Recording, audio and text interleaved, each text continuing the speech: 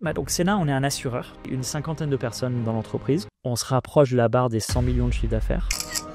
C'est assez facile de faire du chiffre d'affaires en assurance. Ce qui est plus difficile, c'est de marger. Donc si tu veux faire beaucoup de chiffre d'affaires, il suffit de baisser les prix. Tu peux avoir un super produit, mais si tu n'as pas une excellente distribution, un produit qui est moins bon peut quand même te battre. Est-ce que tu as dû apprendre à cacher ou à mieux gérer tes émotions ?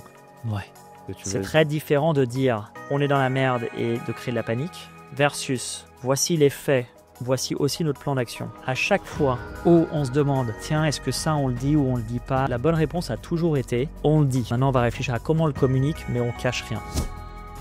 Salut à toutes et tous, c'est Yacine, bienvenue dans ce nouvel épisode de Dans la tête d'un CEO. Alors nous, on n'est pas dans les studios, on a déménagé, on est justement chez notre invité. Plaisir d'être accueilli par Steven. Je vais te poser cette première question, Steven. C'est quoi ton why ? C'est quoi mon why ? Ouais, et si je te pose cette question, c'est parce que, bon, je crois que ça se voit sur ton pull, il y a marqué Sénat. On va parler de Sénat ou Seina ? Alors c'est marrant que tu dis ça. En français, moi j'ai toujours dit Sénat. Et dès que je parle en anglais, c'est Seina. Ouais, et justement, mes collègues se moquent de moi quand je dis Seina en anglais. Donc je peux décider, ça dépend. On peut dire Seina. Dédicace à tes collègues. Voilà. Beaucoup d'humour. Bon, attends, qu'est-ce que je racontais ? Non, je voudrais savoir c'est quoi, j'allais dire ton why ou votre why chez Sénat ou Seina, whatever. Et surtout, on va parler de l'art de prendre des risques. Mais parle-moi de tout ça. Bah, c'est marrant parce que tu as demandé c'est quoi mon why. Ma première réaction c'était oh là là, c'est quoi ma raison d'être perso. On va en parler. Hein. Ouais, j'imagine. Et donc pour Sénat, et en fait je pense qu'il y a beaucoup de similitudes avec ce qui m'inspire moi. Pour Sénat, c'est aider les gens à prendre des risques. En fait l'assurance ça sert à ça. Hein. Quand tu achètes de l'assurance, au final, c'est pour te permettre de prendre un risque dans ta vie perso. Et risque que tu ne pourrais pas prendre si tu n'étais pas couvert par de l'assurance. Donc, c'est quelque chose qui aide les gens à aller de l'avant, à progresser, et même la société au global à progresser. Mais on pourra en parler en détail. Je vais te demander. Non, mais parlons-en. France, la société française. La France, on va parler. On sait prendre des risques, nous, ou pas ? Je pense qu'on pourrait prendre plus de risques. C'est pas dans notre culture, tu dirais ? Si, il y a un très grand président américain qui a dit les Français, ils ont plein de mots pour tout, mais ils n'ont pas un mot pour entrepreneur, alors qu'ils ne savaient pas que c'était un mot français. Dédicace. Exactement, petite dédicace. La France a été un moteur pour la plupart énormément de très très grandes avancées humaines, quoi. Mais ça s'est un peu ralenti. Mais en fait, l'assurance, elle aide à prendre plusieurs différents types de risques. Un entrepreneur qui va monter sa boîte, typiquement, il ne pourrait pas monter sa boîte s'il n'avait pas une assurance pour la responsabilité civile de son entreprise, et si dans le cadre de son entreprise, il fait du mal, je sais pas, un camion écrase quelqu'un quand tu fais une livraison, bah, tu as intérêt à avoir cette assurance, et en fait, il ne pourrait pas y avoir d'entreprise si tu n'avais pas ce type d'assurance-là. Mais ça va un peu plus loin. Tu vois, des très très grandes avancées sociales sont diffusées au grand nombre grâce à l'assurance. Ce que je veux dire par ça, et c'est marrant, on rentre vraiment vif. T'inquiète, du sujet. Non, on va refaire. Voilà, on reviendra, mais après. Quand il y a des grands bénéfices sociaux, l'assurance permet de mutualiser, de l'emmener à beaucoup de gens. Typiquement, l'assurance santé. L'accès à l'hôpital, c'est très puissant pour avoir une meilleure vie. Il semble. Sans assurance, l'accès à l'hôpital, l'accès aux soins serait que réservé aux gens très riches. Donc c'est grâce à l'assurance, comme tout le monde contribue finalement à un pot commun, tout le monde a accès, c'est une mutualisation, pas tout le monde est malade en même temps, ce qui fait que tout le monde peut avoir accès à ça. Ce qui fait que quand il y a des gens qui ont vraiment des grands besoins, type une grande maladie, la sécurité sociale rentre en jeu et tu peux être soigné. Et donc, quand il y a des grandes avancées et des grands avantages finalement sociaux qui sont disponibles, le fait que tout le monde mette ça dans un pool commun, qui est la mutualisation en assurance, fait que tout le monde peut en bénéficier. Et tu vois, les pays où l'assurance est bien faite, typiquement en France, tout le monde a accès à la santé. Tout le monde a accès à la santé. Aux États-Unis, c'est pas un même modèle. Les gens qui ont beaucoup de moyens ont accès à des très bons soins. Des gens qui ont beaucoup moins de moyens, pas du tout. Et résultat, tu regardes des vraies avancées, le progrès sociétale avec un grand S, tu as une corrélation aussi avec la qualité de l'assurance et la pénétration de l'assurance. J'ai demandé ce que tu fais la santé, mais chez Sénat, mais en fait, qu'est-ce que Sénat que les gens comprennent pourquoi on est déjà dans la prise de risque et que tu parles directement d'assurance, mais on va faire un beau parallèle avec l'entrepreneuriat, ne t'inquiète pas. Mais qu'est-ce que vous faites chez Sénat? Donc Sénat, on est un assureur. Et on a un assureur qui est spécialisé pour une manière de vendre de l'assurance qui est via les courtiers, donc via les intermédiaires. Quand tu es un assureur, tu as 3 manières de trouver des clients. Tu as le direct, tu vas sur alliance.fr. Tu as les agents, donc ça c'est les boutiques. Quand tu te balades dans la rue, tu vois les agences.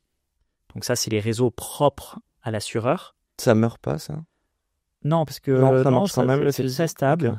Parce que les gens, ils ont besoin de proximité, de conseils, donc ça fonctionne très bien. Et après, tu as un troisième canal qui est de l'ordre de 30% de la distribution en assurance, qui sont les courtiers. Le courtier, c'est une entreprise indépendante qui crée sa propre marque, qui a sa propre clientèle et qui emmène des produits des assureurs vers ses propres clients. Qui co-construit avec les assureurs les produits? Ou il les commande, entre guillemets, en fonction des besoins? Et ça, c'est notre spécialité. Ceux qui vont réussir à créer des grands business vont aller voir des assureurs et demander leurs propres produits d'assurance à leur propre marque, avec leur propre pricing, leur propre garantie. Et ça, c'est typiquement ce que Sénat fait. Peut-être qu'en exemple concret, je peux donner des exemples de courtiers et de clients. Il y a une superbe boîte en France qui s'appelle Dalma. Dalma, ils font de l'assurance pour les chiens et les chats. Ouais, j'allais dire, ça me parle. Okay. Ouais, c'est une superbe boîte, très grand succès. Ils communiquent, enfin, je pense, j'ai dû voir sur les réseaux. Ok. Et donc, Sénat collabore avec Dalma. Dalma est un client de Sénat et on leur crée continuellement des produits d'assurance pour qu'eux puissent aller proposer ça à leurs clients, à la marque Dalma, adaptée aux positions de Dalma. Donc ça, tu as ça typiquement en santé animale. Et on parlait en santé humaine juste avant.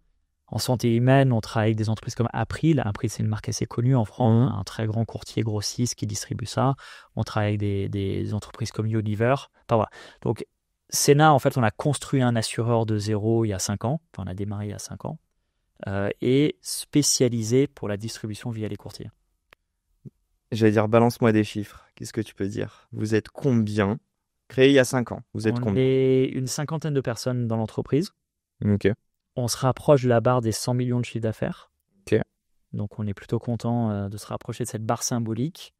On pensait la traverser en 2024, ça sera plutôt en janvier ou en février 2025. Okay. Mais on y est. On travaille des courtiers sur 7 différents types de risques. Donc là, je te parlais de la santé humaine, donc la mutuelle des individus. On fait ça en santé, je ne vais pas toutes les lister, mais en santé animale. On fait ça pour les loyers impayés aussi. Okay. Donc typiquement, une entreprise qui peut être plutôt connue de pas mal d'auditeurs, GarantMe, qui aide les personnes à avoir un garant si jamais ils n'en ont pas.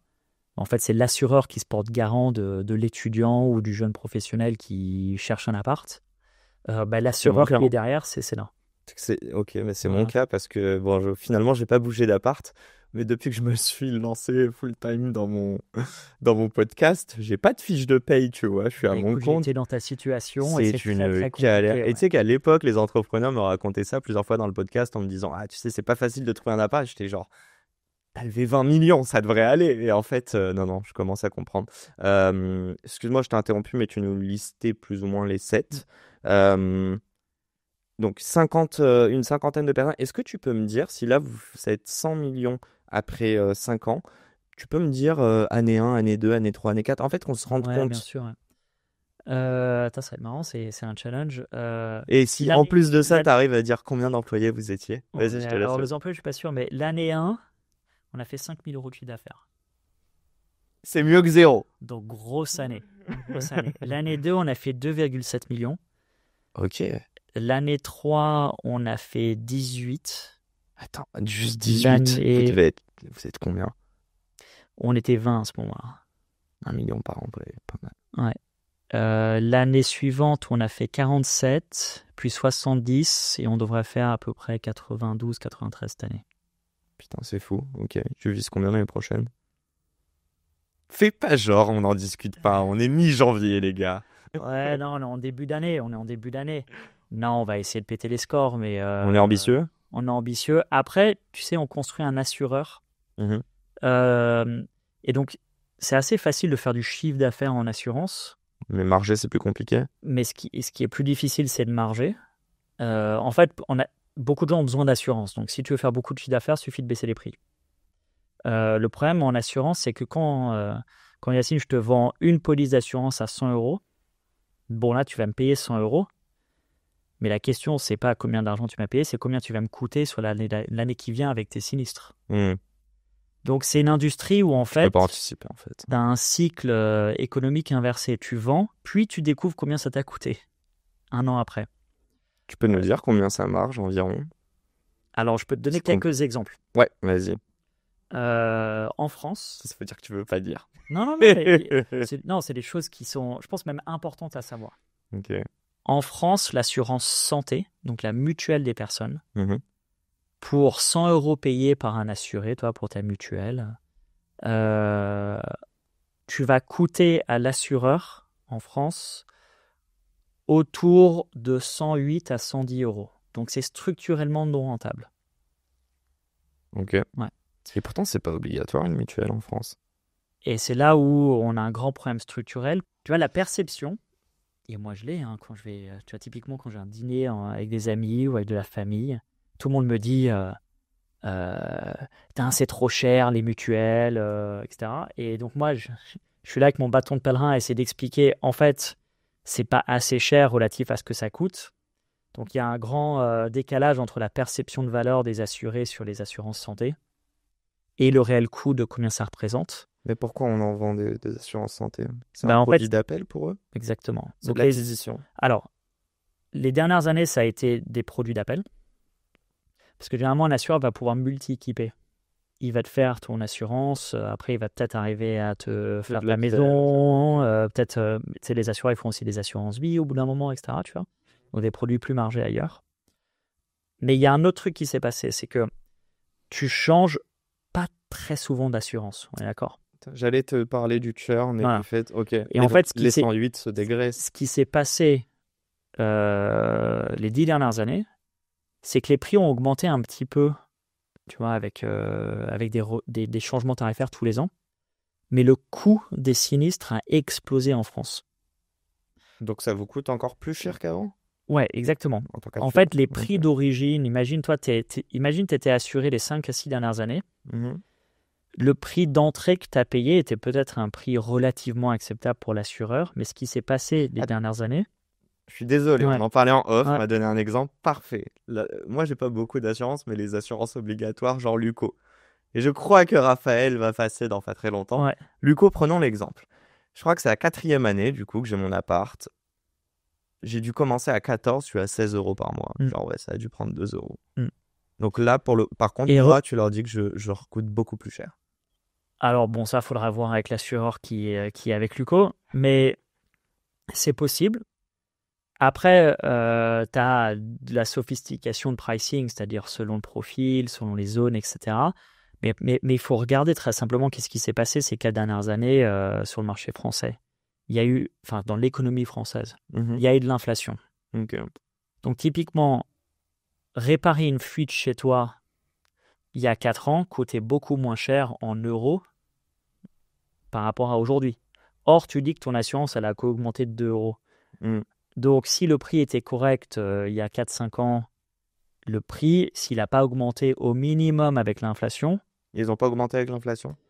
Bah, si tu me dis que 14 à 16, c'est possible que ça a un peu augmenté. Ouais, parce que sur 14, ce sera un 2 sur possible 14. Que ça a un peu augmenté. Okay. Voilà. Ça a été plus violent en santé parce qu'il y a un problème de budget au niveau de la sécurité sociale. Et pas de politique dans ce podcast. Non, mais non, c'est des maths.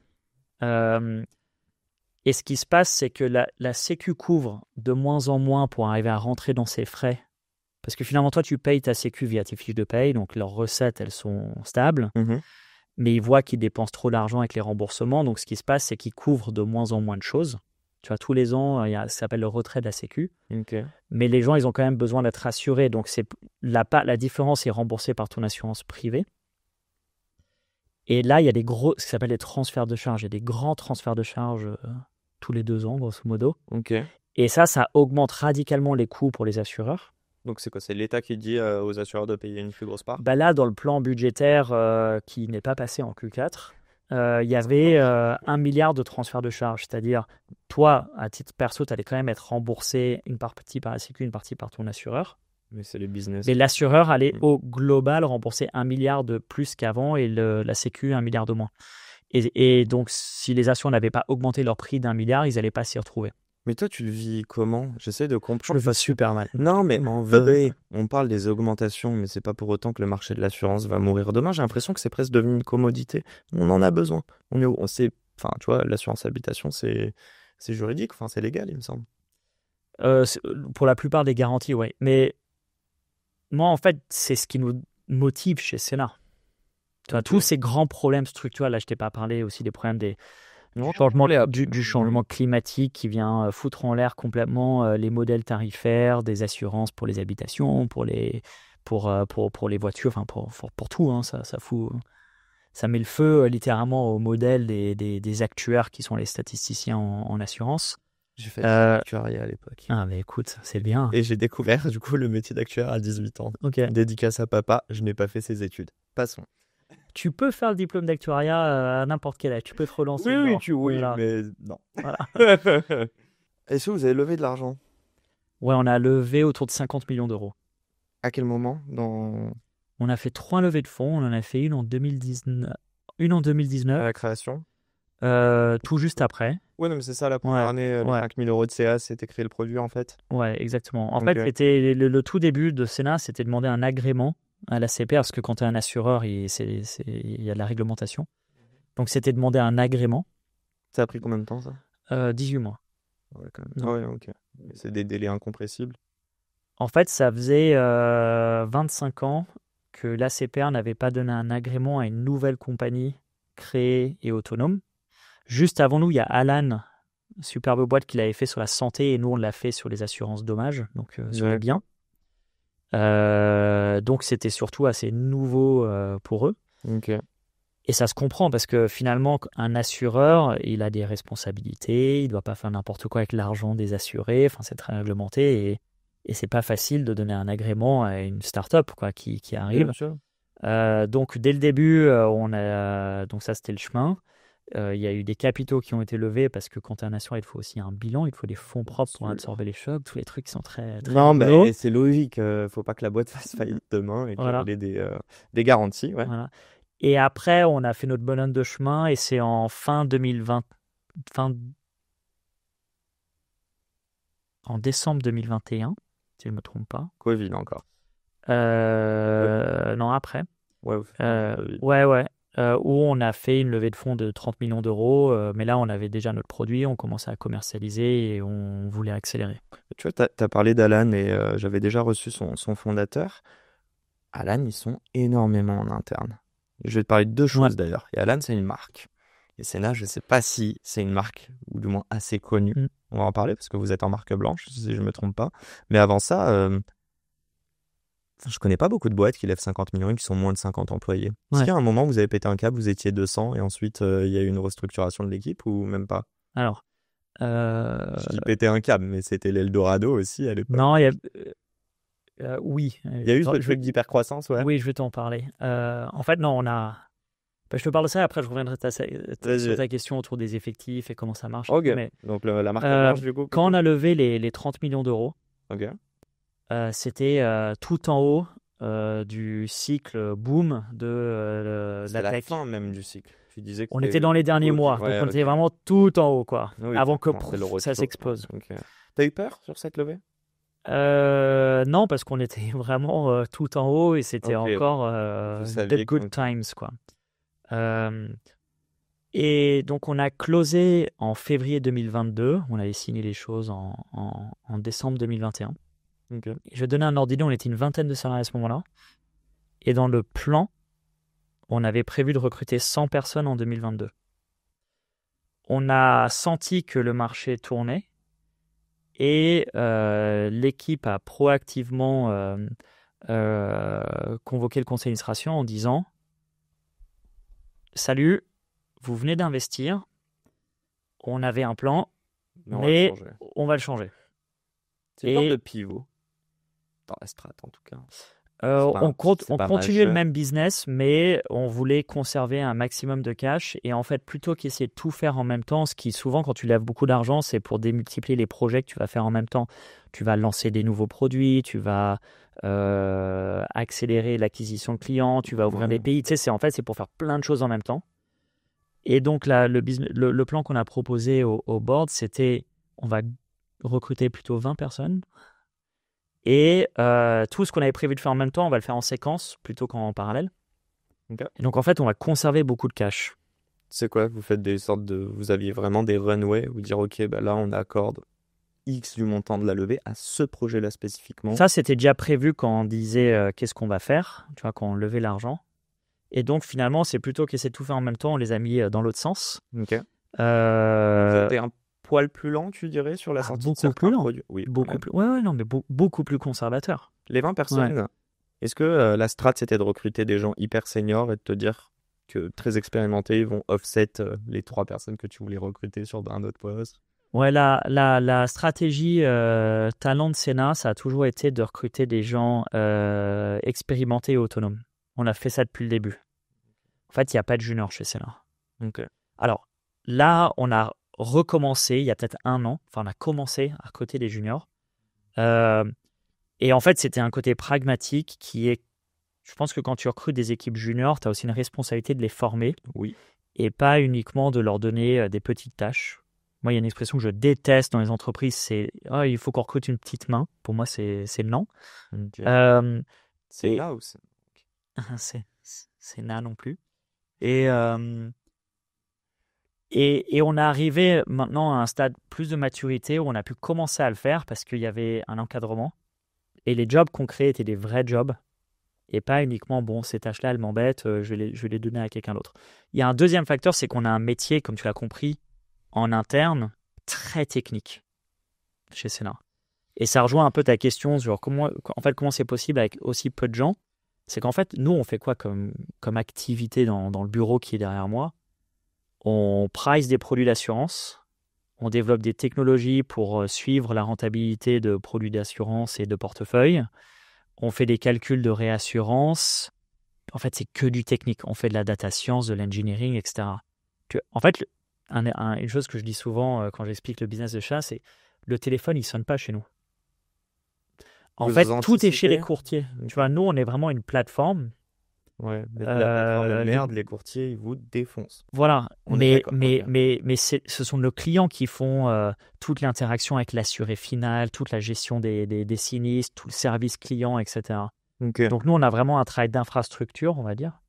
Et résultat, il est très technique.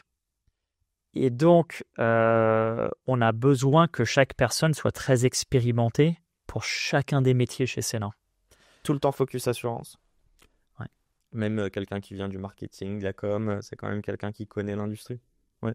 Non, pardon, j'avais pas compris ta question. Ouais. Euh, Sur je des pense fonctions un peu je ouais. pense qu'on va avoir certaines fonctions où on recrute des gens qui viennent pas de l'industrie, qui n'ont pas cette expertise. Tu as donné l'exemple en marketing, on a recruté des personnes qui venaient du logiciel et d'autres startups et qui ensuite sont formées par leurs collègues. En engineering, c'est le cas aussi. En product. En product, on a fait les deux. Ouais, parce que j'allais dire On a c'est quand fait même les deux important. selon les différentes parties. Ok. Mais il y a un réel avantage à connaître le métier. Et une question qui me turlupine depuis tout à l'heure, je suis désolé. Ouais. T'es matheux, toi? T'aimes bien les chiffres? T'aimes bien l'argent? Je suis plutôt. Non, alors franchement, je dirais pas que je suis matheux quand tu regardes le calibre des personnes chez Sénat. T'as fait Donc, quoi toi comme étude avant? moi, j'ai fait des études de commerce. Mais par contre, j'ai toujours été. Un businessman qui embauche des actuaires, quoi. Voilà. Mais Ou des ingés, ouais. T'as je toujours suis été. analytique. En fait, je suis Ok. assez à l'aise avec les chiffres. Ok. Mais je suis pas matheux. Mais tu parles le même Simplement langage. par respect relatif aux personnes que je connais qui sont très matheux. Ok, très très clair. On parlait des équipes, etc. Mais du coup, tu as un peu répondu à ma question par rapport à Alan. Par contre, il y a une chose que Alan, je suis sûr, ils ont mis de l'argent dedans. Je veux savoir si vous, c'est le cas. En fait, est-ce que il y a eu cette stratégie de marque? Est-ce que t'as pas le seum que tu sois pas aussi connu qu'un Alan ou qu'un Luco. Luco a eu de la chance et du B2C en direct, il commercialisait. Mais ouais, chaque entrepreneur a une petite part d'ego, on va pas se mentir quand même. Ouais, je vais te raconter un truc drôle. Avant Sénat, dans 2 entreprises avant Sénat, j'avais monté d'autres boîtes. J'avais créé une entreprise, cofondé une entreprise avec un ami qui s'appelait La Belle Assiette. La Belle Assiette, c'était une place de marché de chef cuisinier à domicile. Donc, tu crées le restaurant chez toi. Je peux te dire que c'était sexy comme histoire à raconter. Puis en public, auprès des potes, aux gens que tu rencontres, tu dis, ouais, moi, j'envoie être chef cuisinier. Tu sais, ça brille, quoi. Les gens disent, c'est trop bien, c'est trop marrant, raconte-moi, ça marche comment? Oh, j'ai trop envie d'essayer. Et on avait créé une petite marque, tu vois. Maintenant, quand je rencontre des gens et je dis, je gère une entreprise qui s'appelle Sénat, on est un assureur, mais pas un assurant en B2C, on travaille que via les courtiers, etc. Je peux te dire, mais en marque blanche, voilà, exactement. Je suis genre, vas-y, sors les rames pour expliquer le business. Mais ce qui m'importe plus, c'est est-ce qu'on réussit. Et donc, ce que je dirais, là où j'aurais le seum, c'est que si tu parles aux personnes qui travaillent dans l'industrie de l'assurance, tu as notre cible, et si tu leur demandes est-ce que vous connaissez Sénat, et s'ils te répondent non, là, alors là, okay. Là, je suis pas content. Donc, tu as envie d'être connu par les experts, mais tu t'en fous du grand public et de la grosse French Tech et tout ça. Bah écoute, non, sinon, tu aurais levé plus d'argent. Tu as raison, chaque entrepreneur, enfin, je vais pas parler pour mes confrères et consoeurs, mais il y a quand même une part d'ego. Mais c'est pas être connu, c'est pas ce qui va me motiver le plus. Ok. Non. Par contre, de temps en temps, tu as besoin d'être connu pour réussir. Typiquement, faut lever des capitaux, faut recruter des talents. Tu vois, si tu déboules, tu as fait énormément de travail, tu as créé un super produit, tu as des équipes commerciales et marketing qui trouvent des clients, etc. Et tu te dis, OK, j'ai envie d'accélérer, il faut que je lève des capitaux.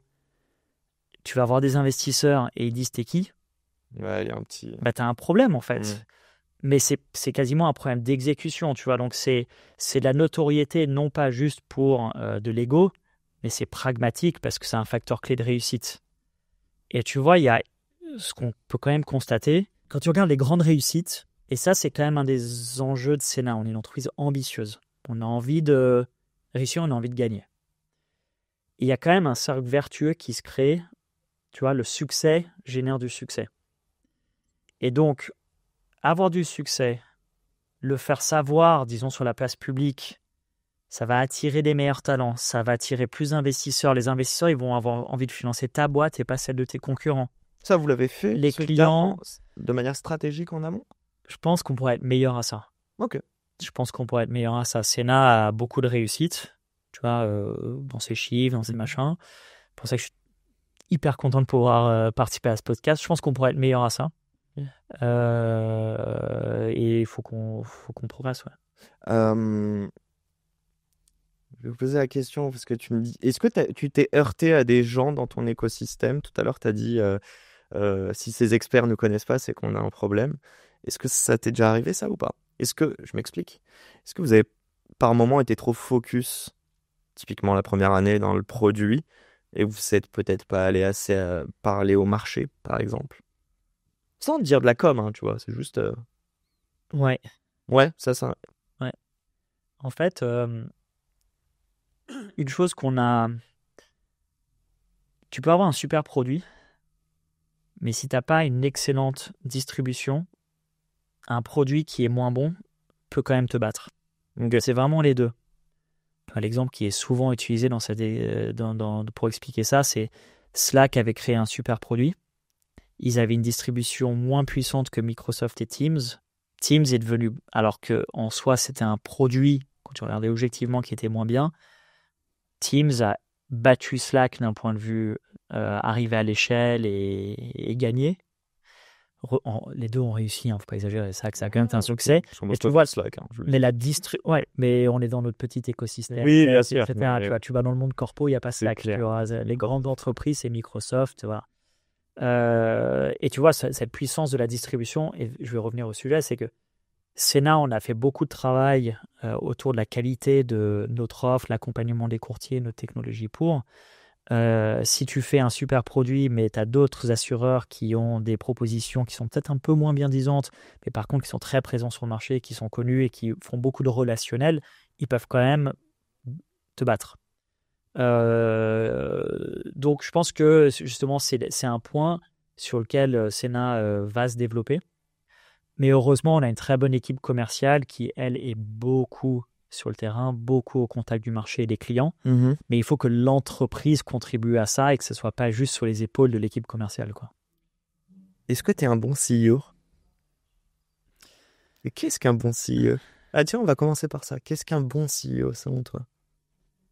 Écoute, je pense que le mieux, ça serait de demander aux équipes et aux actionnaires. Toi, tu essaies quand même d'être un bon CEO tous les matins Voilà, quand tu te réveilles, voilà. j'imagine. Je pourrais pas être juge, mais par contre, ce que je peux te dire, c'est que j'essaye et je me forme pour l'être. Ok. Et C'est pas juge, hein, mais ouais. bon CEO. Non, mais ça fait une dizaine d'années que je fais ça, un peu plus. Je pense que je me rapproche de plutôt 15 ans. Et quand je regarde ce que je faisais, l'impact que je pouvais avoir, tant sur la perf des entreprises, mais aussi la satisfaction des membres d'équipe, tu vois, est-ce que c'est une chose de faire des choses bien d'un point de vue business? Si tu crées un environnement qui est complètement dégueulasse pour tes équipes, tu failles quand même, quoi. Bien sûr. Mais de la même manière, si tu crées un superbe environnement pour tes équipes, mais ta boîte, elle ne fonctionne pas, finalement, ce qui est attendu de la part des équipes, c'est quand même que la boîte fonctionne et qu'ils puissent se développer grâce à ça. Quand je constate ce que je faisais il y a 5 ans, il y a 7 ans, je pense que je fais mieux aujourd'hui. C'est quoi ce que tu faisais? Mais par contre, je peux te parler d'une immense claque que j'ai prise. Vas-y, parle. Il y a mon entreprise précédente qui s'appelait GoGetter, je l'ai cédée à notre concurrent américain qui faisait la même chose que nous aux États-Unis. Ok, on est d'accord, t'as revendu 2 boîtes avant, c'est ça? Ouais.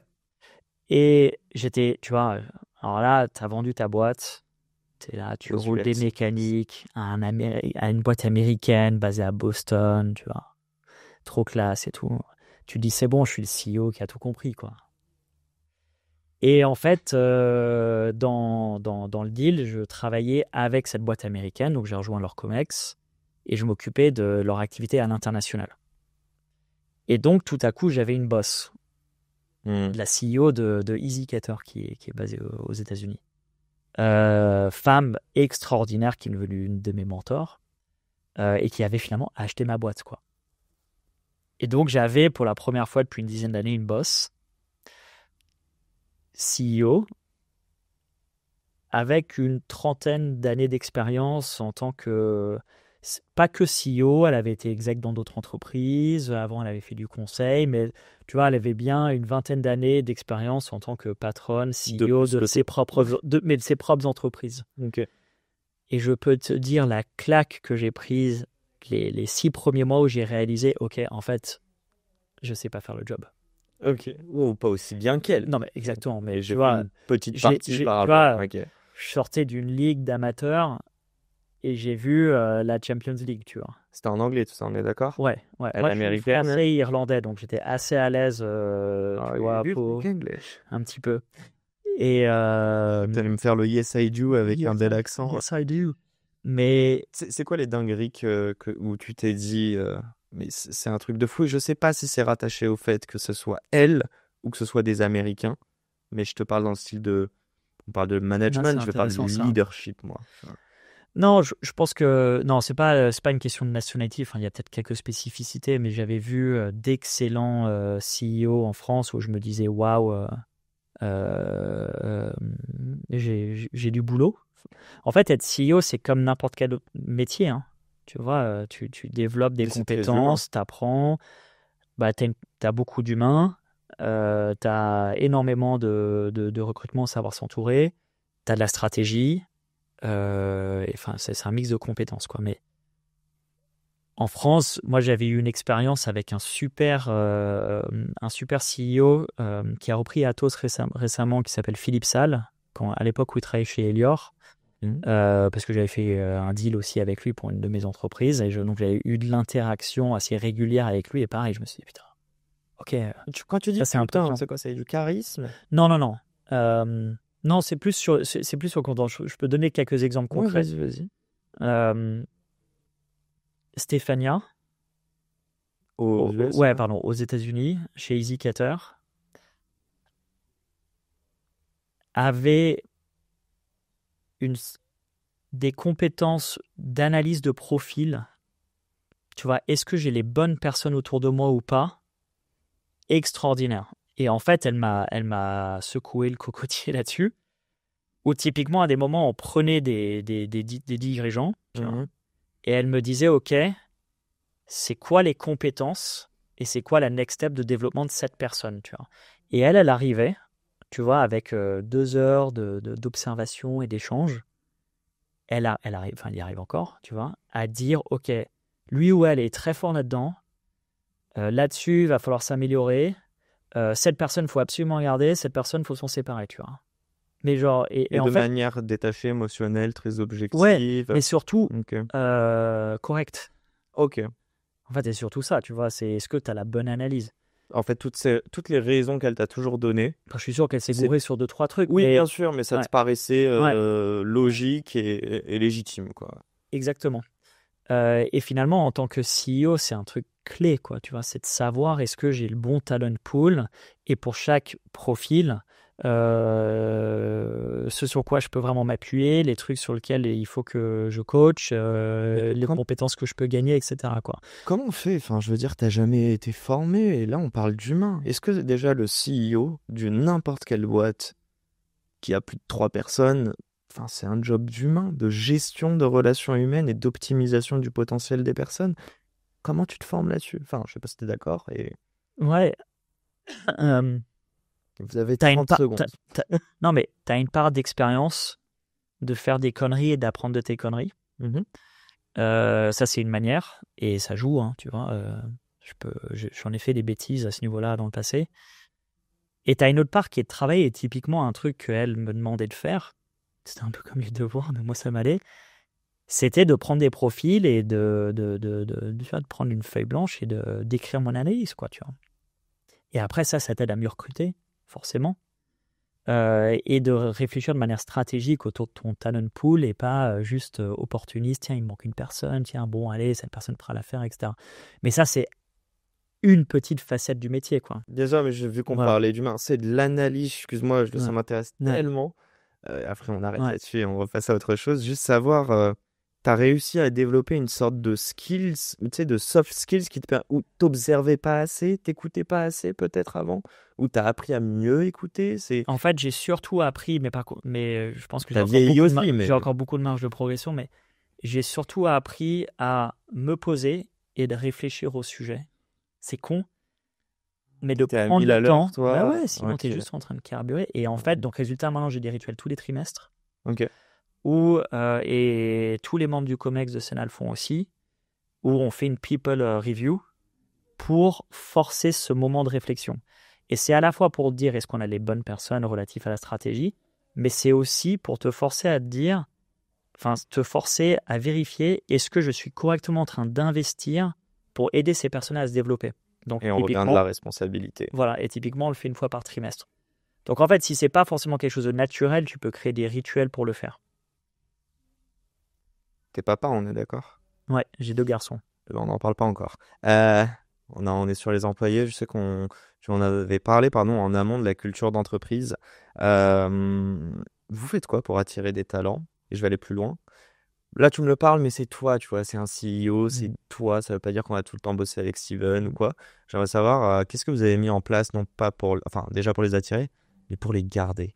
Tout ce que tu me racontes, on pourrait croire que c'est ces beaux podcasts qu'on balance sur les réseaux. Ouais. Mais en quoi, tu vois, un truc peut-être un peu plus tangible. Ou alors, je vais tous les interviewer un par un. Non. J'en ai pas beaucoup en soi. Tu sais quoi, je pense que on n'a pas forcément très très bien fait ça dans la vie de Sénat, mais depuis 1 an et quelques, on le fait très bien, et je vais t'expliquer le changement. Avant ça, on a eu quelques problèmes de rétention.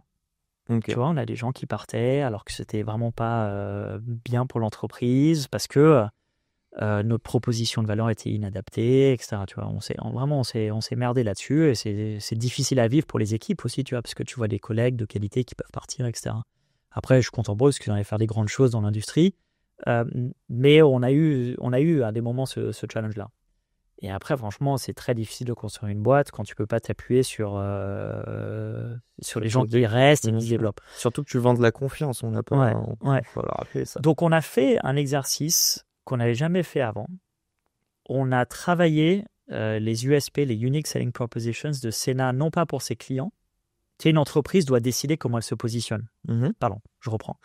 Une entreprise, quand tu dis j'ai un marché, tu choisis ton positionnement. Tu te dis ce sur quoi tu vas être fort et meilleur que tes concurrents et les autres choses sur lesquelles tu acceptes de ne pas essayer d'être meilleur que les autres parce que tu ne peux pas être bon à tout.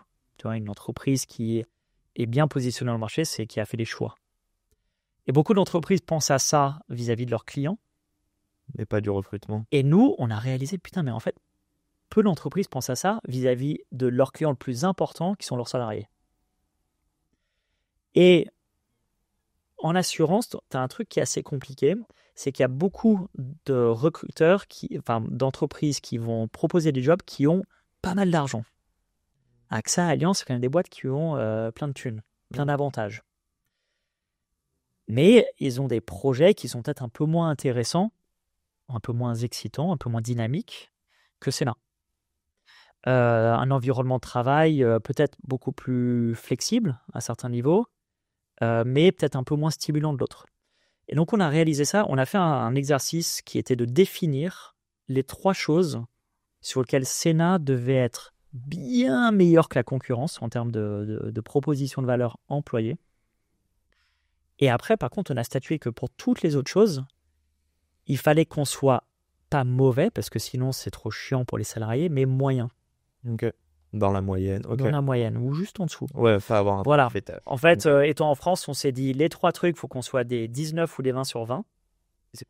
Et les autres, il faut qu'on soit des 14 sur 20. C'est les 3 USP là voilà. dont tu parles. Et donc, les 3 USP, c'est quand tu es chez Sénat, première chose, tu peux activement contribuer à un projet très ambitieux. Qu'est-ce que ça veut dire? C'est que, quelle que soit ta place dans l'organigramme, tu crées des choses, tu peux lancer tes initiatives et tu es acteur, y compris sur la strate de qu'est-ce qu'on va faire, comment on va le faire. En fait, tu es entrepreneur. Donc, on va être cash, ouais. Tu es en réu, tu n'as aucun souci à ce que le nouveau vienne te challenger toi? Ben ça, c'est évident. Okay. Parce que les réus, c'est des moments où on doit avoir des débats d'idées. Et moi, ce qui m'importe le plus, c'est que c'est la personne qui est le plus proche du terrain, qui connaît la réalité, qui vient et qui dit non, mais ça, pour nos clients, il ne faut pas le faire, c'est une mauvaise idée, etc. Okay. Mais non, mais c'est surtout. Quelque chose, tu vas valoriser quelqu'un qui prend des initiatives, Pierre qui s'exprime. Je ne vais pas dire qu'il s'impose, mais pas quelqu'un qui. Okay. Bon, après, on a des mécaniques, il ne faut pas que ce soit le bordel non plus. Donc, on a des rythmes de moments où on a des réflexions stratégiques et c'est le moment de lancer des débats et d'arriver et d'ouvrir sa gueule bien, haut et fort. Mais avec de la data, etc. Et par contre, chez Sénat, une fois qu'une décision est prise, on s'y tient et tu ne reviens pas dessus, quoi. Mais numéro 2. La première chose, c'est vraiment, en fait, chez Sénat, tu as des entrepreneurs. Donc, c'est une cinquantaine d'entrepreneurs. Ouais, exactement. Le deuxième élément, c'est quel que soit le succès business de Sénat, que l'entreprise, elle fonctionne ou qu'elle se plante, tu seras développé personnellement plus rapidement qu'ailleurs. Donc, ça veut dire quoi? Chez Sénat, on forme les gens sur les compétences. On est hyper proactif sur les changements de job en interne. Et tout le monde est différent. Il y a des personnes qui veulent développer des skills. Il y a des personnes qui veulent travailler sur des projets différents de leur compétences core. Il y a des personnes qui veulent bosser sur la strat à des moments, etc. Mais en fait, l'idée, c'est que tu seras une bien meilleure version de toi-même quand tu quittes Sénat, parce qu'à un moment, tu vas partir et que tu vas aller postuler pour d'autres jobs. Même si l'entreprise commercialement se sera plantée, tu pourras dire « je suis beaucoup plus skilled qu'avant ». C'est juste… attends, je te laisse terminer le troisième. Non, et le troisième, c'est une promesse qui est d'être entouré par une équipe de très haute qualité qui va te challenger et qui est aussi très agréable. Okay. Et donc, typiquement, là-dessus, le type d'investissement qu'on fait, c'est qu'on fait très attention à le recrutement. Et malgré le fait qu'on peut avoir des membres d'équipe, tu vois, en remote, c'est bien d'avoir une équipe, c'est mieux de l'avoir et de créer des interactions et de bénéficier de leur présence. Mais tu l'imposes pas. C'est-à-dire que tu as envie que ce soit de Six, eux-mêmes six fois l'intérêt par an, aussi. 6 fois par an, on impose à tout le monde de venir au 6 bureau. fois? Ouais. Ah, je crois qu'on ça va. Non, mais c'est pour quelques jours. Mais tu vois, il y a des Oui. moments où tu n'as juste pas le choix, tu vois. Mais c'est intéressant, 6 fois, ça veut dire que c'est... Vous avez calculé, c'est tous les 2 mois en fait. Ouais. Ouais. Ok. Juste avant, t'as dit, et on va être honnête, en gros, quand ils vont repartir de Sénat ou quand ils vont quitter Sénat, et t'as dit quelque chose du genre, parce qu'on va être honnête, ils vont pas passer leur vie ici. Je trouve que c'est tellement tabou. J'ai l'impression que quand on rentre dans une boîte et qu'on passe des entretiens, à l'époque en tout cas, faut limite faire croire que t'as envie de prendre la place du calife, quoi, ou faire tout. Non, c'est pas vrai en Ouais, fait. ouais. De faire ta petite place, de rester, tu vois, c'est dur. On te dit ouais, moi je veux grossir, je veux avoir un gros poste, mais en même temps je veux dire, enfin, tu vois, perspective d'évolution, tout en disant non, non, c'est chez vous que je reste. Toi, t'es en train de me dire que tu sais que les personnes que vous recrutez, elles sont là, elles sont de passage. C'est dur, non? Ou Ouais, enfin, si on tout reste le monde. humain, quoi. Non, moi je trouve ça très positif. Alors là, c'est peut-être pas le bon mot, mais c'est les tour of duty. C'est que tu viens, tu fais des années et tu repars. Et après, la question, c'est est-ce que tu veux faire un deuxième cycle, un troisième cycle? Ok. Mais j'ai une petite anecdote à ce sujet Vas-y. qui m'a vraiment marqué. Et c'est pour ça que je suis assez à l'aise avec ce concept. Euh, il y a 13-14 ans, le premier investisseur qui m'a suivi, Business Angel, c'est un gars qui s'appelle Laurent Sachs. Je sortais d'école. Franchement, honnêtement, maintenant, quand j'y repense, c'était un peu un taré parce que Quoi, je suis pas sûr que j'aurais investi dans moi-même à ce moment-là. En tout cas, il nous a fait confiance à moi et mon associé qui s'appelait Giorgio. Et il dit, OK, les gars, moi, je vous suis sur votre idée, je vais investir.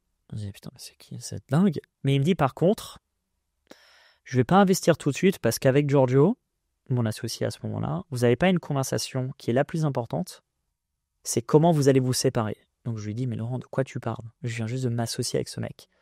Et il me dit, en fait, une entreprise, c'est un mariage, mais où tu es 100% sûr que ça va finir en divorce. Soit tu vas vendre la boîte, soit à un moment, quelqu'un va se barrer. Et si vous n'avez pas déjà eu la conversation et le contrat pour bien écrire qu'est-ce qui se passe si il y en a un, il en a ras-le-bol, il veut se barrer, vous vous entendez pas, ou même le jour où vous vendez la boîte, comment ça fonctionne, c'est sûr que demain, vous allez vous engueuler.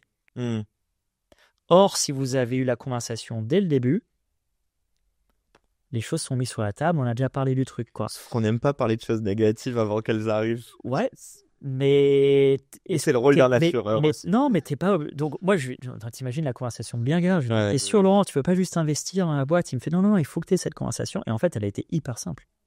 Vous êtes dit quoi, ouais. Bah déjà, on s'est dit, bah, il y a peut-être un moment où je pourrais me barrer. On a eu plein de discussions autour de voici ce qui me ferait partir. Et après, des discussions assez simples. Bah, si je pars, je veux pouvoir garder certaines de mes actions, le reste, je te les vendrai. Tu sais, toutes les conversations qui se retrouvent dans les packs d'actionnaires. Mais comme les choses sont dites, et finalement, on a bossé ensemble pendant 7-8 ans et on a fini par vendre des entreprises ensemble. Donc ça s'est très bien passé. Mais à un moment, il est parti, mais on avait déjà eu des conversations. Et je me souviens quand il est parti, enfin, quand on a décidé, en fait, on l'a fait vraiment ensemble. On s'est posé dans un bar rue du Faubourg Saint-Denis à Paris. Ouais. On a commandé une bouteille de vin à deux, une bouteille de vin rouge, je me souviens très bien. On l'a sifflé en mode oh putain, ça va être horrible cette conversation. Et en fait, on s'est juste marré, on a eu la conversation et c'était plié, quoi. Ouais, ok. C'était un au revoir, mais c'était même pas Non, mais business, on tournait ouais. autour. Non, mais on Oui. n'avait pas encore officialisé Ok, la je conversation, mais on savait tous très bien qu'on allait l'avoir, quoi. Et aujourd'hui, on s'entend bien. Tu vois. Et donc, c'est pareil, je pense, avec les salariés. Donc, en fait, moi, ce que je demande aux membres d'équipe, c'est que je leur dis, il y a un moment, tu vas partir de Sénat. Ce que je te demande, c'est de me le dire le plus tôt possible. Si tu me le dis quand tu commences à avoir des doutes, soit j'arriverai à régler le problème qui te crée des doutes, donc au moins donne-moi une chance de régler le problème. Donc, en fait, le mieux que tu peux faire, c'est me tenir au courant. Et si je peux pas régler le problème ou c'est juste qu'on arrive à la fin d'un cycle, c'est pas dramatique, mais par contre, on va pouvoir travailler ensemble pour 2 choses. 1, s'assurer que ton next move, c'est le meilleur. tu vois, peut-être que l'entreprise peut aider à faire des recos, à ouvrir des portes, à faire Sûr. que plutôt que prendre un job un peu random, tu prennes un encore meilleur job, si on peut être proactif dessus, et faire une passation hyper smooth avec, en C'est interne. ça, ouais. Et en fait, tu as raison, c'est un espèce d'immense tabou dont peu d'employeurs parlent et les salariés ne parlent pas. Et tu sais, t'arrives un jour du lendemain, surprise, voici ma démission. Et t'es genre, quoi? C'est le bordel. Oui. Ah oui, et mon nouvel employeur aimerait que j'arrive dans 3 semaines. Oh putain, comment on va s'organiser? Alors qu'en fait, c'est pas si grave, tu vois. Si tu arrives et tu dis, écoute, on a fait un super chemin ensemble, on a fait progresser la boîte, je comprends le nouveau plan stratégique. En fait, tu sais quoi, j'ai peut-être pas soit envie, soit peut-être, tu sais, les startups, c'est assez crevant aussi, j'ai peut-être pas forcément l'énergie. J'ai aussi peut-être envie de capitaliser sur tout ce que j'ai appris pour repartir ailleurs et faire autre chose. Ben, en fait, il vaut mieux avoir une conversation très positive et dire, tu sais quoi, je suis trop content pour toi, go, faisons ça ensemble, plutôt que garder ça un peu de son côté et après Ouais. devoir générer un tas de Tu me merde, vois quoi. rigoler, Ouais. Steven, mais tu m'as l'air d'être un bel humain. Mais franchement, les gens, ils ont peur. Est-ce que tu vois ce rapport des employés versus employeurs et de se dire que eux, ils sont venus chercher un job qui leur permet de subvenir à leurs besoins. Ils ont une vie, ils ont des intérêts. Il y a X collègues qui peuvent Mais pas bien le sûr, gérer, ils vont pas te bien le sûr. dire. Là, je t'ai parlé beaucoup de théorie. En pratique, C'est plus on n'a pas compliqué que ça. dépassé la crainte de si je dis que je vais peut-être partir, je vais peut-être ruiner mes opportunités dans la boîte parce que tout à coup, je vais être placardisé ou autre chose. Tellement peur de... La peur de la réaction du manager en mode putain, tu m'abandonnes, c'est trop abusé, tu pourrais faire autre chose. Et elle est Mais légitime parce qu'il y a des gens qui ont ouais, réagi ouais, comme ouais, ça bien sûr, avant, bien même sûr. historiquement. Mais bon, tu te dis, ok, ça c'est des craintes. Si je peux peut-être motiver la moitié des personnes, tu vois, avec lesquelles, ou même plus, avec lesquelles on collabore, que ça peut bien se passer. Et en fait, souvent, tu le fais en montrant des bons exemples. Tu dis, tiens, voici comment ça s'est passé avec un tel qui est parti. Hmm.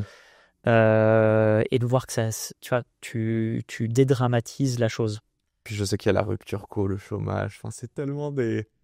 Tu vois ce que je veux dire? Il y a Ouais, des bien gens, sûr. D'ailleurs, on va pas se mentir, les employés, ils commencent à lever le pied, mais ils sont déjà en train de chercher un nouveau job. Et c'est le jour où ils ont leur nouveau job qu'en général, ils posent l'ADEME. En France, on a ça. Je connais tellement de personnes qui sont au chômage par moment et tu sais, qui n'apprécient pas ce moment off parce qu'il est, enfin, il est anxiogène, quoi. Ils savent pas ce qui va se passer après. Bref, on est parti un peu dans tous les sens. Je vais te poser une question. On va terminer là-dessus parce qu'il nous reste une petite dizaine de minutes. On va parler de l'art de prendre des risques. Ah, attends, non, je voulais te poser cette mini question avant, ça va être lié un petit peu. Est-ce que tu as dû apprendre à cacher ou à mieux gérer tes émotions, notamment avec tes employés et avec tous ceux dont on est en train de parler avant? Ouais, C'est pas facile, non? ouais, ouais. Euh, T'as eu des retours même peut-être de tes, tu vois, des membres du COMEX, quoi, ou d'autres managers qui disaient attention, là, faut que tu calibres. J'adorerais être dans ta tête, là. Juste voir les images de tes souvenirs qui se passent. En fait, je, enfin, je vois plusieurs responsabilités qui vont peut-être se contredire, mais je vais essayer d'y aller. Hmm. Je pense qu'il y a une première chose qui est, enfin, une manière que j'aime opérer, c'est d'être honnête avec les membres d'équipe autour des perspectives de l'entreprise. Ok. C'est-à-dire pas cacher les choses simplement parce que ça pourrait leur faire peur. Ok. Euh, donc, il y a beaucoup d'entreprises qui vont appeler ça transparence. Je suis pas méga à l'aise avec le terme parce que, en fait, il y a la différence entre filer un fait, je sais pas, on est dans la merde. Non, mais je vois ce que tu C'est veux très dire. différent de dire on est dans la merde et de créer de la panique versus voici les faits. Je sais pas, le chiffre d'affaires est trop bas ou autre chose. Et pour info, voici aussi notre plan d'action. C'est aussi transparent, mais ça devient non pas juste de la transparence, mais une vraie communication et qui donne toute l'info, mais qui aussi met les personnes à l'aise pour qu'elles puissent non pas être paralysées par la peur, mais se dire ok, je me sens à l'aise parce que, enfin, je me sens reconnu et non pas traité comme un gamin. On me dit comment sont les choses et maintenant, je me mets en ordre de marche pour exécuter le plan qu'on me propose. En fait, et je réponds, ça c'est dans les cas négatifs parce que tu me demandais les situations de stress. Donc généralement, le stress, c'est quand les choses sont un peu compliquées. Donc je suis pas hyper fan de Ouais, non, du mot transparent. l'accès à tout pour le concept d'être accès à tout, parce qu'en fait, ça peut être contre-productif. Par contre, à chaque fois que je suis dans une situation où on se demande, tiens, est-ce que ça on le dit ou on le dit pas, comment les gens pourraient réagir, ça a toujours été, la bonne réponse a toujours été, on le dit. Maintenant, on va réfléchir à comment on le communique, mais on cache rien. C'est fou, j'ai l'impression que ce dont tu me parles, d'ailleurs, tu as dit, ok, au moins, il nous prend pas pour des gamins. Ouais. Et en fait, on va parler de tes gamins juste après, mais c'est fou, en fait, ce que tu dis, j'ai l'impression, c'est qu'au lieu d'engueuler, au lieu d'exprimer, parce qu'en fait, quand toi, tu as peur du chiffre d'affaires qui tombe, enfin, toi, en tant que dirigeant, tu as peur pour ta boîte. Et en fait, j'ai l'impression que tu remets en avant cette responsabilité. Je suis pas en train de te jeter des fleurs, je suis juste en train de dire que dans l'équation, c'est pas juste la variable, où le chiffre d'affaires est mauvais et il y a plein de variables comme les humains, comme les strates, etc. C'est vraiment de te dire, ok, je reprends cette équation, j'essaye de gérer ces variables, mais toi, tu vas en rajouter d'autres, j'ai l'impression, qui sont, quelle est ma responsabilité en tant qu'employeur, humainement, même des émotions que je vais retranscrire à mes employés. Et là, on arrive sur tes gamins, à moins que tu veuilles répondre là-dessus. Ouais, le deuxième point, c'est que tu as aussi une responsabilité de ne pas demander aux autres personnes de gérer le stress que tu es censé résoudre toi-même. Mais et de temps en temps, ça arrive dans les orgas où tu es stressé, donc je gueule sur la personne à côté et en dessous, et ça descend. Clairement. Donc c'est là où, par contre, tu as une responsabilité de gérer ton stress, tes anxiétés, de machin. Et si tu as besoin, va faire 4 tours du pâté de maison et reviens serein, parce que c'est pas parce que tu es anxieux que tu dois déverser ça sur les autres comme des punching balls, quoi. Ça s'apprend. Ouais, et honnêtement, il y a des moments, c'est hyper difficile. Tu dois te chier une fois pour comprendre l'aspect néfaste. Nobody's perfect. J'ai pas que merdé une fois. Je continue de faire des conneries à ce niveau-là. Et ça, c'est ok. Tu sais, être CEO, c'est un membre d'équipe. Comme il y a d'autres membres d'équipe, tu n'as juste pas le même job et ni les mêmes responsabilités. Mais tu as des moments. Je pense qu'il vaut mieux dire je suis un humain, je fais des conneries et de temps en temps les assumer, plutôt qu'essayer d'avoir cette approche je suis censé être parfait et résultat, tu te fais défoncer quand tu fais des erreurs. Donc, c'est pas la meilleure stratégie en tant que CEO vis-à-vis des membres d'équipe, quoi. T'es remplaçable ? C'est hyper important. Donc, en fait, il y a deux choses. C'est un, je dois être remplaçable. Ouais, je pense que je suis remplaçable. Ce qu'il faut, c'est que je m'assure d'être hyper compétent pour le stade de l'entreprise dans lequel on est. Ouais. Et le deuxième élément, c'est que si je réussis très très bien mon job, à un moment, Senna me dépassera. J'allais te demander. Je vais te demander, avant même de t'être remplaçable, si tu te barres un mois demain, la boîte, elle tourne ? Ouais, je pense. Ouais. Ouais. Donc, elle est déjà plus grosse que toi. Et en fait, quand je parle de plus grosse que moi, c'est qu'une entreprise peut grandir de manière exponentielle, mais skills, ils vont grandir de manière linéaire, tu vois. Ouais, bien sûr. Ou peut-être que si je suis très très fort, je peux apprendre un peu plus rapidement que la moyenne sur le job, mais en fait, tu vois, il y a un moment, ça va te dépasser.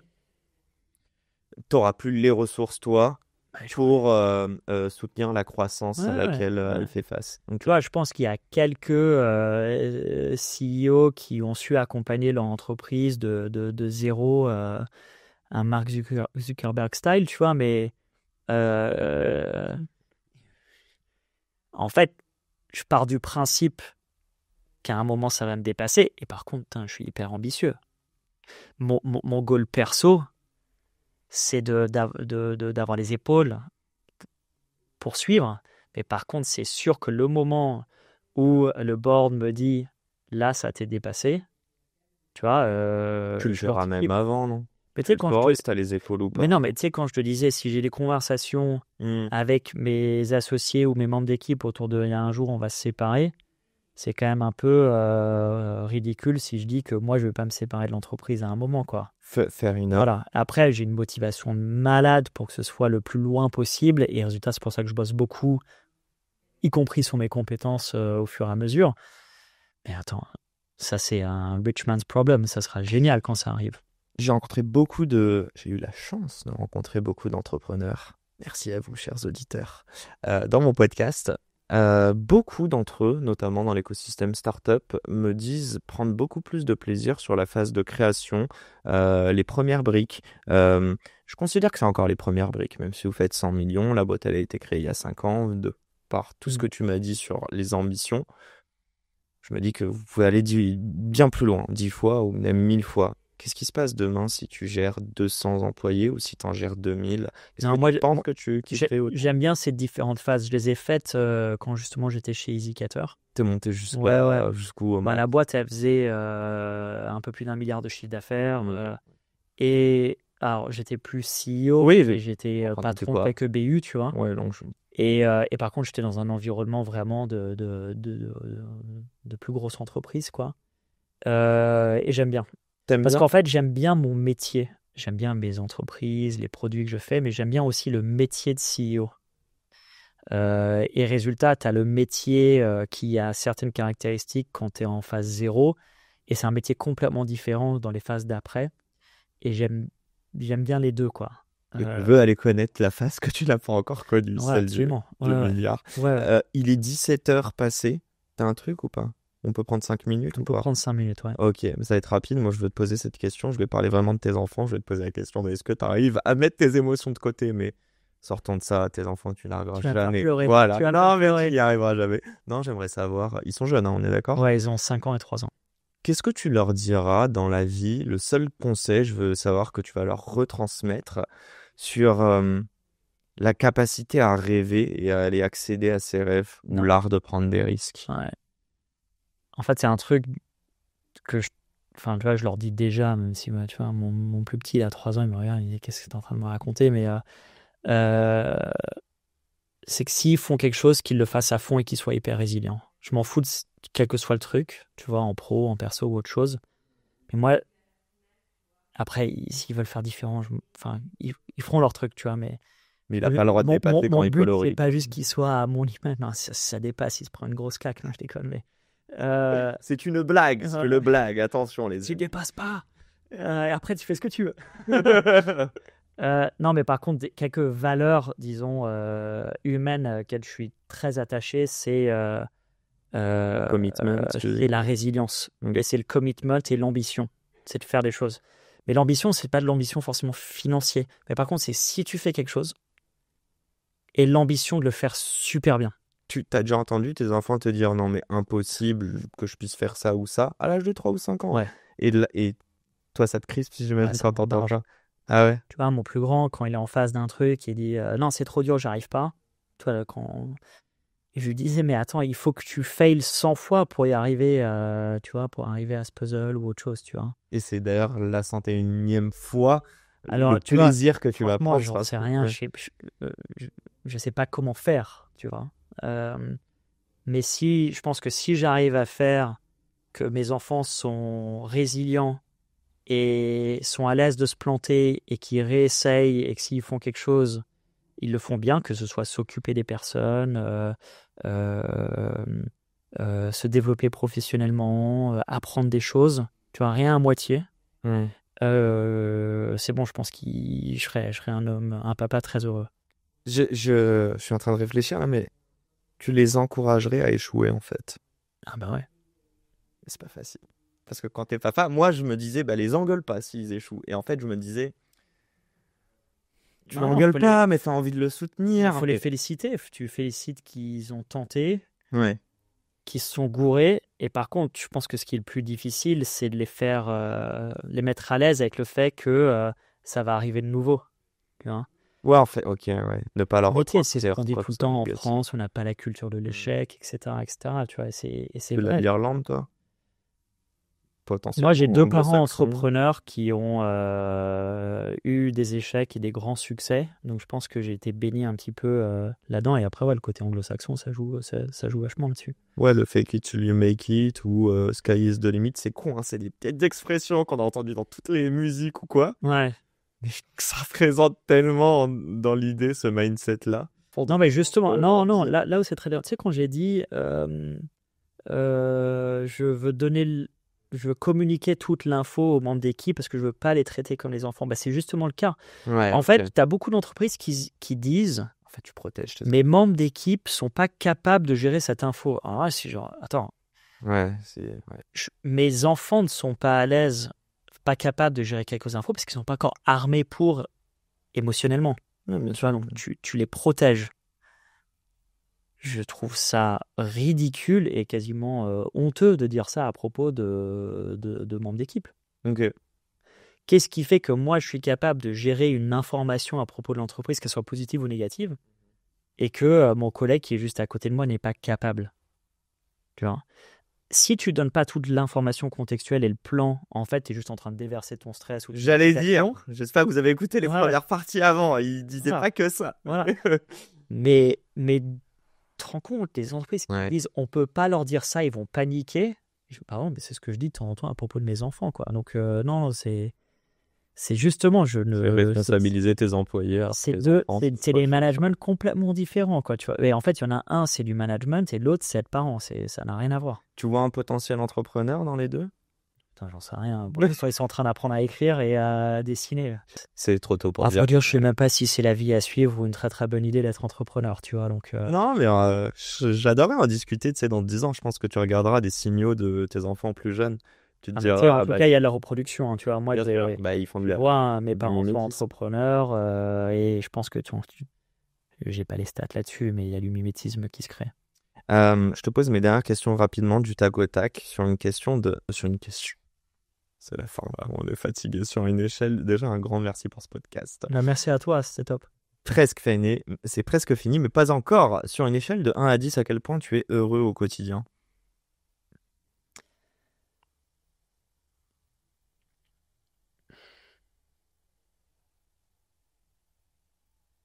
En janvier 2025, Nous sommes en janvier. ouais, Ok. un 10, je pense. 10. Ouais. Ça veut dire que tu ne peux même pas aller au-dessus. Du moins, je suis hyper épanoui, Non, mais fair enough. tu vois. Et pourquoi je dis ça, c'est que tu as des instants où tu vas avoir de l'incertitude, tu sais pas trop où faut aller, etc. Où là, tu peux baisser un peu. Là, t'es Mais serein. la réalité, c'est que je m'éclate. Ouais. Je suis hyper fier d'où est Sénat et d'où on va. Tes enfants font leur nuit. Familialement, ça se passe hyper bien. J'ai pas de galère. Non, franchement, j'ai beaucoup de chance, quoi. Sur une échelle de 1 à 10, à quel point tu es riche? Et commence pas à me dire riche de quoi. On a parlé de Non. bonheur avant, donc tu sais très bien de quoi je parle. 8. Sur une échelle de 1 à 10, à quel point ton job d'entrepreneur t'apporte du bonheur au quotidien? Dis job d'entrepreneur, pas de CEO. 8. Et sur une échelle de 1 à 10, à quel point ce même job d'entrepreneur te demande de l'effort ou est difficile? 10. 10. Donc il y a une corrélation entre le bonheur et la difficulté. Ouais. Donc, tu prends du plaisir dans la sueur. Ah ouais, moi, quand c'est pas dur, ça m'éclate pas. Dernière question, elle n'est pas du tout du tac au tac, mais je la pose récemment. C'est quoi la matière que tu aurais aimé avoir à l'école? T'as grandi où d'ailleurs? Je t'ai pas demandé. J'ai grandi dans les Yvelines. Oui, donc en France? Ouais. J'ai vécu en Irlande ou... Après le bac, je suis parti en Angleterre. J'ai passé 7-8 ans là-bas. Ok. Et quand j'étais gamin, je passais beaucoup de temps en Irlande pendant les vacances. Ok. Du coup, la matière que tu aimerais bien inventer, que t'as pas eu. Ça peut être une matière à 18 ans, ça peut être une matière quand t'es plus jeune à l'école. ouais. T'es pas spécial. Si, mais en fait, j'ai été un peu pris de court par la notion d'école parce que tu as quand même besoin de base, tu vois. Mais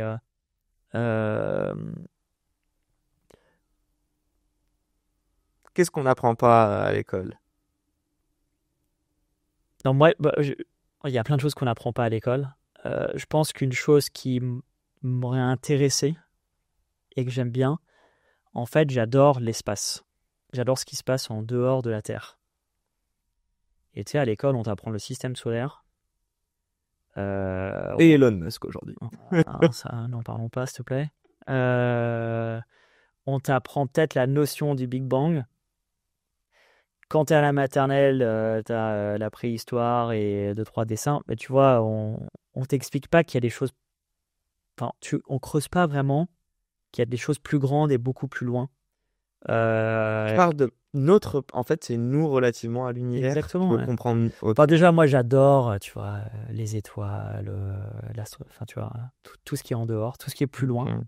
Moi, perso, j'ai une immense frustration, c'est que je sais que sur mon lifetime, finalement, l'humain va pas aller, on va aller loin, mais on va pas aller méga loin. Ah, t'aurais aimé Non, né dans non, mais 100, 200, 500 ans. ouais, ouais. Ah, Là, ok. je me dis, je vais mourir avant que l'homme puisse dire, tiens, on est allé voyager en dehors de l'espace. Enfin, tu vois, c'est. Tu sais que c'est dingue, parce que moi, parfois, je m'arrête et je me dis, putain, on est posé là, light, caméra. Enfin, je me dis, il y a des gens, donc c'est-à-dire la caméra, le micro, il y a eu combien d'années d'ingénierie avant d'arriver à cette qualité de micro et accessible, entre guillemets. Tu vois ce que je veux dire? Moi, je suis plus de l'inverse, de me dire, c'est fou ce qu'on a fait en Ouais, quelques années. si Et tu. surtout notre génération. Moi, ce que je trouve plus fou, c'est Ouais. que si tu prends la timeline de l'homme, toutes ces créations dont tu parles ont été créées très très récemment. En fait, on est là depuis longtemps. Mais en termes d'apprentissage, on a explosé, Mais ou d'innovation, l'innovation, la création. les outils qu'on a et notre capacité de faire des grandes choses, c'est une courbe monstrueuse, exponentielle. Je vois, enfin, on nous parle de, tu vois, des guerres mondiales. Enfin, là, je pense que c'est plutôt les grands-parents assez âgés aujourd'hui. J'ai l'impression on a vécu deux mondes totalement différents. Alors que moi, avec mes enfants plus tard, que je n'ai pas encore, j'ai l'impression qu'on se. Et tu penses pas qu'on aura un gap Tu vois, aussi gros? la révolution industrielle, je te parle même pas de la révolution technologique, c'était il y a pas si longtemps. Ouais, c'est vrai. C'est vrai. On va pas se relancer dans une conve, là, je crois que c'est bon. Non, mais si tu me demandais, tu vois, les choses que j'aurais aimé explorer qui n'ont rien à voir avec l'entrepreneuriat, faire des affaires, monter des boîtes, c'est plutôt ça. Ouais. T'aimes bien l'argent? Ouais. T'as un rapport, ok, je veux juste comprendre, c'est tes parents qui t'en ont parlé, ils t'ont dit que c'était un moyen, pas une finalité, mais qu'il fallait aussi aller le chercher. En fait, j'aime bien la liberté que ça donne. Ok. Mais c'est pas une finalité? Non. Non. Et tu penses que c'est corrélé au bonheur? Bon, tu sais, il y a des études qui montrent que il y a des paliers. Bien sûr. Donc c'est au-dessus d'un certain palier où ça l'est plus, mais en Tu dessous. vois, au-dessus de certains paliers, ça fait plus vraiment la diff. Quand tu es en dessous, la revalorisation de ton salaire additionnel fait vraiment la grande différence et peut t'aider à avoir moins de galères et donc un peu plus de bonheur.